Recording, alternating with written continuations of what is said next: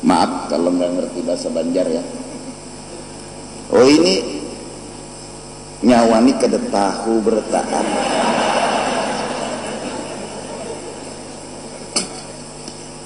Nyawa itu kamu.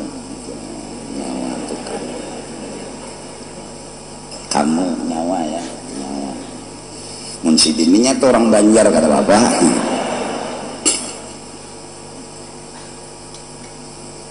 Jadi orang baik, jadi orang saleh, jadi orang yang suka nolong orang, kok masih dihina, kok masih dikucilkan, kok masih dimusuhi? Kenapa itu bisa terjadi? Ya nggak apa-apa. Memang di sini nggak ada kehidupan. Kehidupan yang hakiki nggak ada di sini. Terus kehidupan yang hakiki yang diharap nanti di mana? Kapan? Fil akhir. Di sana nanti kehidupan yang hakiki. Setelah hari kematian datang, berlanjutlah kehidupan, dan itulah kehidupan yang hakiki. Kapan itu? Pasti. Kapan? Ya pasti. Babila? Pasti. Nak lakas ya?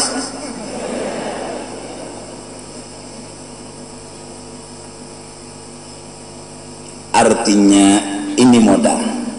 Nah jadi yang perlu itu kebaikannya, bukan kemuliaannya. Artinya kita nggak perlu bisa terbang, nggak perlu, itu bukan apa-apa.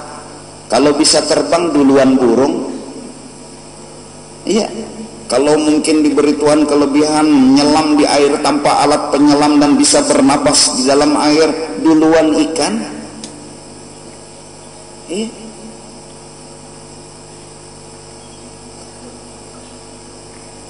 Terus apa yang dicari di sini? Kebaikan. Apa yang diinginkan di sini? Kebaikan. Terus gajinya kapan? Nggak perlu mengharap di sini. Nggak perlu. Bahkan kalau ada yang ditunggu-tunggu, yang diharap-harap nanti kecewa. Ujar orang na anum ini pekerjaan paling berat adalah menunggu dan menunggu. Wow. Kalau menunggu tuh berat, nunggu berat. Udah yakin kita di sini nggak perlu apa-apa. Kita di sini hanya satu yang kita pikirkan, wa ma khalaqtul jinna wal insa illa liya'budun, ibadat. Hah? Jadi kalau orang memuji ya udah terima, orang menghina ya biarin, nggak apa. Hah? Hidup penuh dengan kesenangan dunia, alhamdulillah. Hidup ya kurang daripada orang yang lebih senang daripada kita, ya nggak apa. Di sini yang dicari kebaikan, bukan yang lain dari itu. Mau kaya mau miskin nggak masalah, mau dipuji mau dihina nggak masalah. Kenapa jadi nggak masalah? Karena memang nggak perlu dipermasalahkan. Di sini yang dipermasalahkan satu, selalu berbuat baik dan selalu memberikan kebaikan. Mudah-mudahan kita semua bisa menanamkan di hati kita, apalagi umur sudah tua, bahwa aku di sini hendak mencari kebaikan dan upahnya, gajinya kena di negeri akhirat, yaitu surga dan isinya. Quran sudah bicara tentang semua itu. Dulu Quran turun di zaman Rasulullah 14.000 abad yang silam, yang belum ada alat canggih, belum ada alat yang hebat. Quran udah bicara air dengan tawar dan masinnya. Quran udah bicara lapisan tanah yang keras, lembut dan segalanya. Quran udah bicara gunung, padahal Al-Quran yang bicara air turunnya di padang pasir. Padahal Quran yang bicara air nggak pernah bercerita tentang pisang, padahal pisang nggak ada di kota padang pasir. Kenapa itu bisa diceritakan dalam Quran? Jelas, yang menurunkan Quran yang jadikan alam semesta. Pasti. Setelah sekarang alat canggih didapat, ya, diperiksa, ternyata Quran isinya benar, sesuai dengan fakta dan kenyataan. Berarti yang menurunkan ini Quran, yang ceritakan alam semesta, dialah yang jadikan alam semesta. Gak mungkin orang yang bikin mobil Toyota itu nggak bisa cerita tentang mobil Toyota. Pasti spare partnya dia kenal, dari setirnya, bannya, mornya, semua pasti dia tahu. Ditulis dalam bukunya, terus dicetak, dibagi kepada yang beli mobil Toyotanya. Kenapa dia bisa bikin itu tulisan, dibukukan tulisan itu? Karena dia yang bikin. karena dia yang menjadikan, yang menciptakan. Terus kenapa orang bicara langit, bicara bumi, terus bicara bintang, bicara matahari, bicara lapisan bumi, air dan segalanya, kok bisa? Dan setelah diteliti benar, tentunya yang bercerita ini adalah orang yang jadikan alam semesta. Tentunya orang yang menciptakannya ini yang bercerita tentang semuanya. Nah, jadi pertama kita harus hendak berbuat kebaikan. Nah, terus kebaikan itu apa-apa? Ya yang jelas sholat itu kebaikan. Jadi nang anum-anuman ini sebutin aja, jangan tertinggal sembahyang, jangan tertinggal 4 rakaat itu seapa? Coba pikirkan pakai otak, jangan pakai lintuhut. Coba 4 rakaat seapa ada waktu yang kita kosongkan sebentar? Zuhur 4, asar 4, maghrib 3, subuh 2, isya 4. Itu aja. Itu pun nggak harus artinya semuanya dalam waktu yang sama, enggak. Zuhur ada waktunya, asar ada waktunya. Kenapa? Karena kita harus dekat dengan orang yang menjadikan alam semesta. Setelah lama kita menghindar, menjauh dan menjauh, dipanggil lagi oleh Allah, hayya 'alas shalah, hayya 'alal falah. Rukun sembahyang 13. Pertama, rukun, artinya rukun digawi soh, ada digawi enggak soh. Rukunnya berapa? 13. Pertama apa? Takbiratul ihram. Apa itu takbiratul ihram? Lapas Allahu Akbar, salat Allahu Akbar. Yang mana yang diwajibkan? Allahu Akbarnya, bukan ngangkat tangannya. Yang wajib dulu Allahu Akbarnya, bukan tangannya ini. Kalau diam gitu aja Allahu Akbar, sah. Kenapa jadi sah? Tangannya nggak diangkat, karena yang wajib Allahu Akbarnya. Terus ada yang begini, Allahu Akbar, sah. Kenapa? Karena tangan nggak perlu dipermasalahkan, walaupun ada aturan ngangkat tangan sampai ke sejajar dengan telinga. Allahu Akbar, telinga ini nah, kalau telinganya lembeng janganlah. Ini telinganya apa panjang jadi enggak, yang di sininya maksudnya. Iya, Allahu Akbar, baru diletakkan tangan di atas pusat, di bawah dada, pegang ke kiri sedikit seperti megang hati. Artinya yang kita jaga dalam sholat ini hati kita. Hati kemana? Lagi jalan-jalan kemana hati? Maaf, sekali-sekali saya bahasa Indonesia ya. Oh ini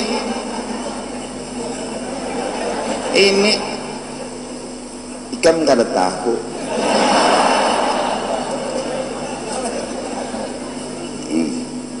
Iya.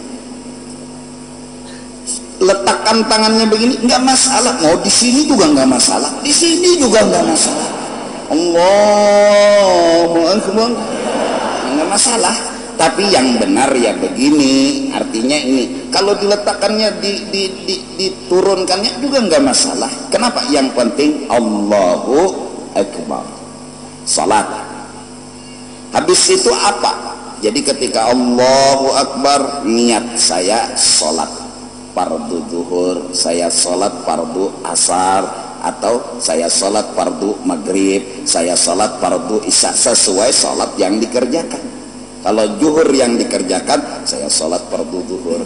Kalau yang dikerjakan asar, saya sholat fardu asar. Kalau yang dikerjakan isya, saya sholat fardu isya. Kalau yang dikerjakan subuh, saya sholat fardu subuh.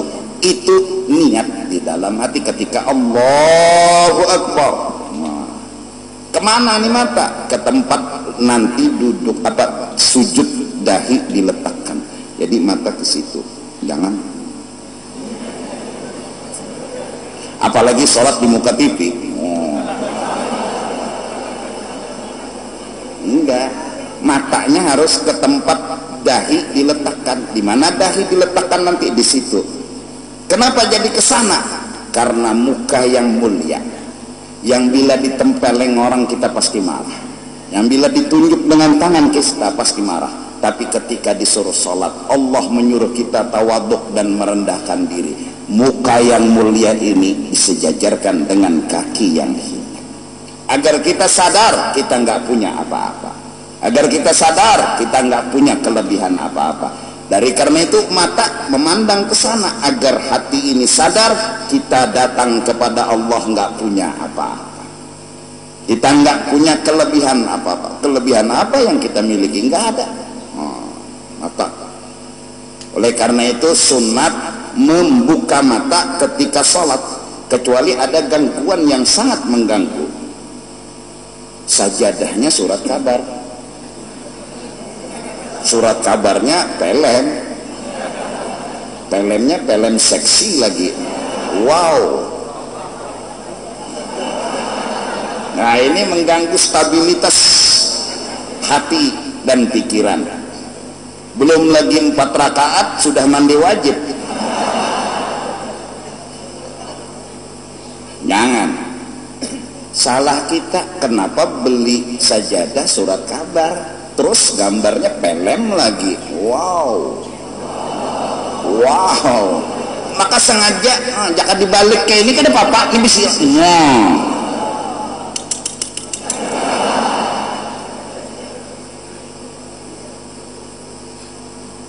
Iya. Terus apa sambungannya? Baca Fatihah itu yang wajib. Bismillahirrahmanirrahim sampai waladhdallin.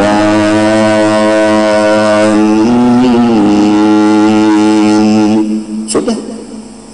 Amin dibaca enggak? Enggak. Juga enggak apa dibaca dapat pahala. Artinya enggak merusak sholat. Waladhdallin.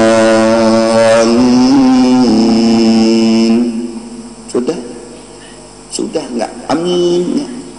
Nah, kalau pakai amin dapat pahala. Kalau enggak enggak masalah. Ini namanya yang penting sholat. Rukuk. Nah, maaf berdiri dulu. Maaf. Biar. Rukuk, tangan yang dipegang lutut. Ini lutut. Yang dipegang lutut kiri sama kanan. Yang megang lutut kanan tangan kanan, yang megang lutut kiri tangan kiri. Jangan sampai Allah.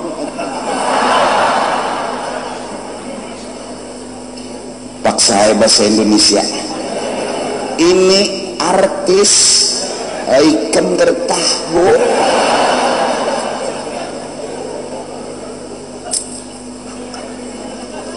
Ini artis ya.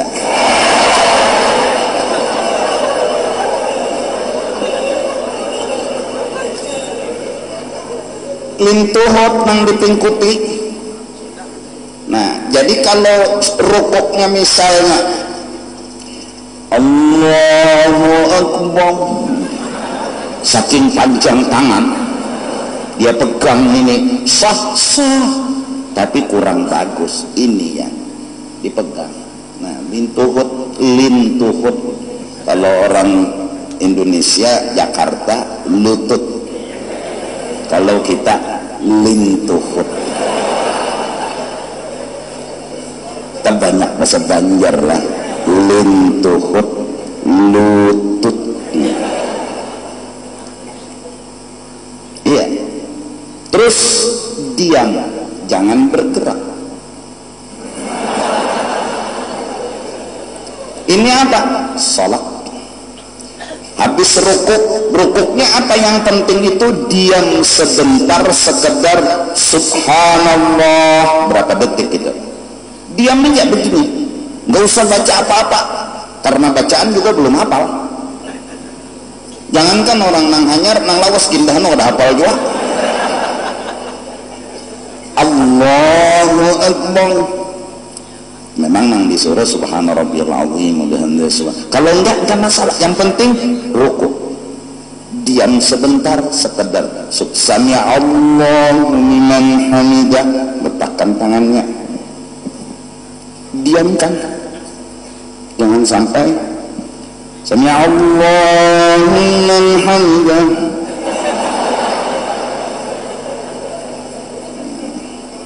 Nggak tahu, karena nggak tahu kasihan. Sami Allahu liman hamidah.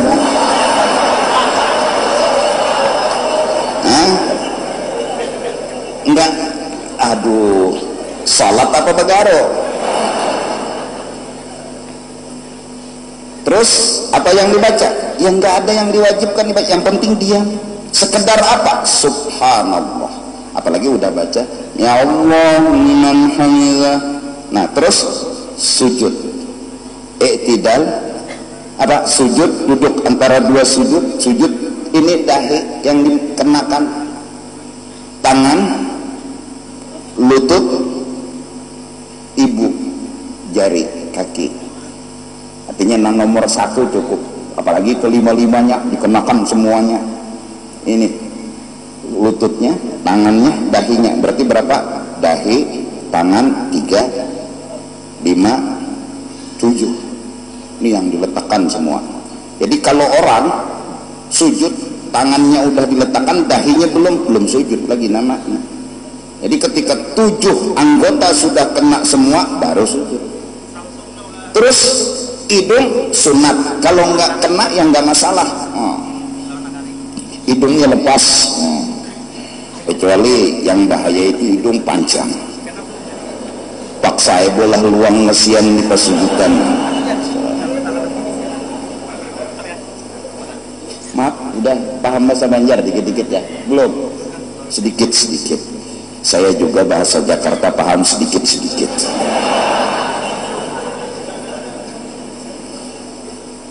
Salat yang penting itu, mau dipuji orang mau enggak, nomor 10. Sujud lagi, terus berdiri lagi. Nanti terakhir duduknya udah masukkan kaki kirinya ke bawah kaki kanan, namanya duduk tahiyat. Kalau enggak gini enggak apa, ya begini juga sah, begini juga sah. Silak imamnya makam lawas kena tahiyat akhir sidin santai aja, sidin bersilah sah, ya sah. Yang penting duduk itu pantat letakkan di tempat duduk, itu yang namanya duduk. Yang wajib duduk, cara duduk memang yang bagus. Kalau salat ya begini, kalau penghabisan yang namanya sujud terakhir ya begini. Tapi kalau nggak begini ya nggak masalah, ini semua tahu, alhamdulillah. Nah terus kita ajari, kita padahi dulu. Ini kesian kan hanya masuk Islam baru tahu Islam. Mandi wajib. Mandi wajib itu sebabnya satu, mimpi. Mimpi apa ya? Mimpi keluar apa? Air sperma. Mimpi bermesraan atau sampai melakukan itu hal itu, terus bangun maaf, lihat celana basah, ujar orang Banjar bepulau,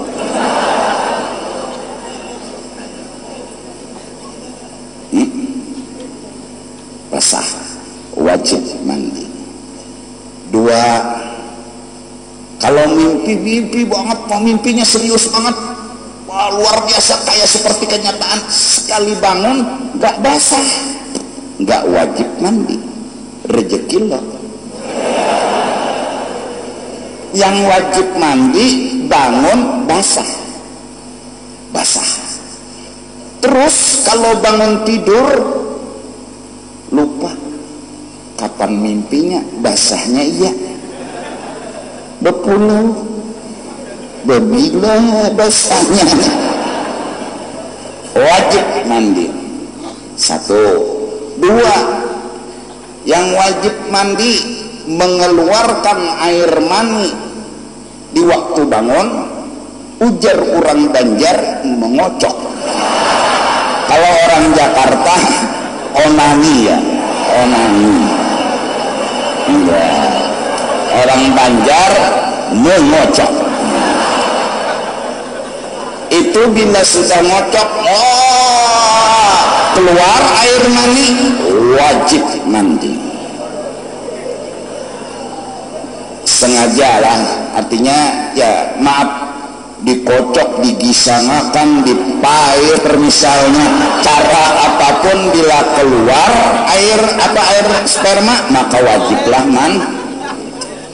3 yang bikin wajib mandi bersetubuh. Arti bersetubuh, bertemu 2 sunatan. Arti sunatan di sini sunatan laki-laki sama sunatan perempuan. Jadi bertemu, dia bersalaman. Nah, terus setelah kenal bersalaman diizinkan masuk ke dalam satu gua. Masuklah ini. Nah ini masuknya udah wajib mandi. Keluar sperma ataupun tidak tetap wajib mandi bila sudah masuk. Contoh, ini hukum, saya nggak mengada-ngada. Ketika sama istri main, wah, maaf. Terus ada yang teriak kebakaran, dia cabut. Ini belum keluar, cabut keluar. Oh memang benar api di depan rumah, langsung pakai sarung, pakai baju, pakai sandal keluar. Lalu selesai kebakaran, dia berpikir, tadi saya belum keluar, berarti saya nggak wajib mandi. Wow, pokoknya bila udah masuk, keluar nggak keluar, wajib mandi. Batas masuknya sampai di mana? Cukup helm.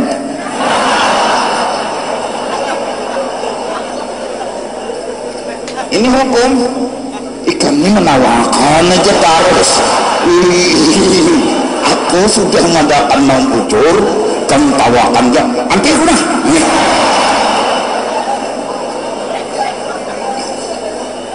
Iya. Helmnya lah. Kepalanya tuh. Jaka ada nih contoh sikong mah.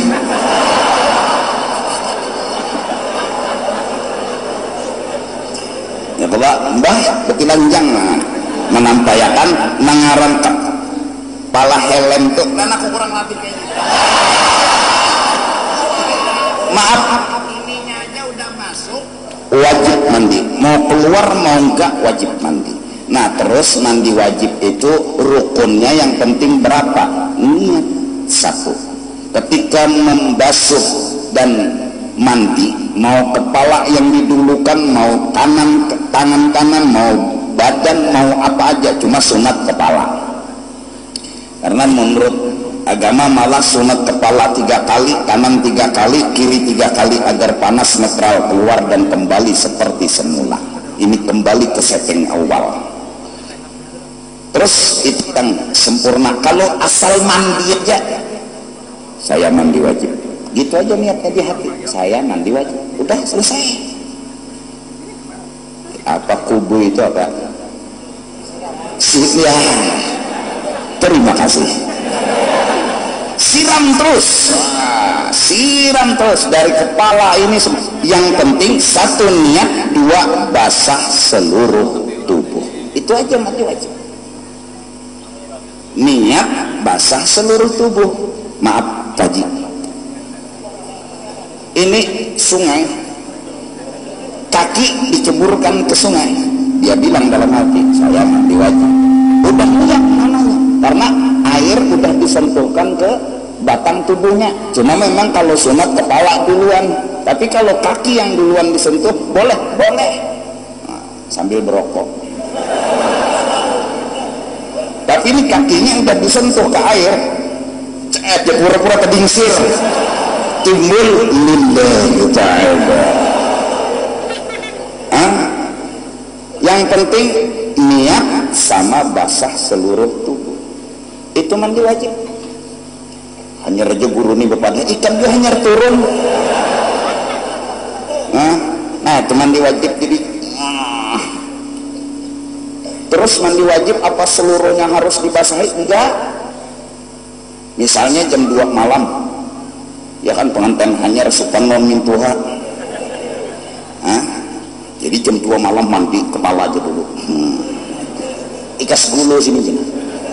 Dan ini enggak dibasuh lagi. Udah tidur nih pengantin. Subuh dia sambung dari sini ke kaki. Soh sebelum selesai mandi nggak boleh sholat, itu aja. Tapi jam 2 kepala dulu. Supan ketahuan ayah, supan ketahuan ibu, padahal ayah sama ibu banget pada. Jadi pengantin hanyar kada perlu supan, abah mamaikan banget pada ikan. Jadi jerna umat tuh pengantin hanyar pina anak betutu, kita ya pulang betutu juga.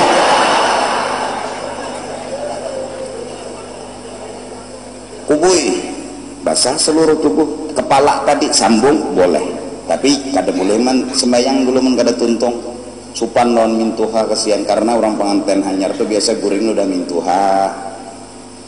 Tuhan ini tipakan juga nah tampun paham. Nah itu yang penting. Terus kalau orang sudah mandi wajib, sholatnya benar, wudhunya benar, nggak diberi apa-apa oleh Allah kelebihan, dia usahanya macet, dia malah dihina orang, nggak perlu sedih. Kenapa jadi nggak perlu sedih? Di sini nggak ada kehidupan yang hakiki. Di sini hanya harus tetap berbuat baik, dan itu malah ujian. Tetap nggak berbuat baik, pasti nanti suatu saat akan ada balasan yang hakiki, yaitu negeri akhirat.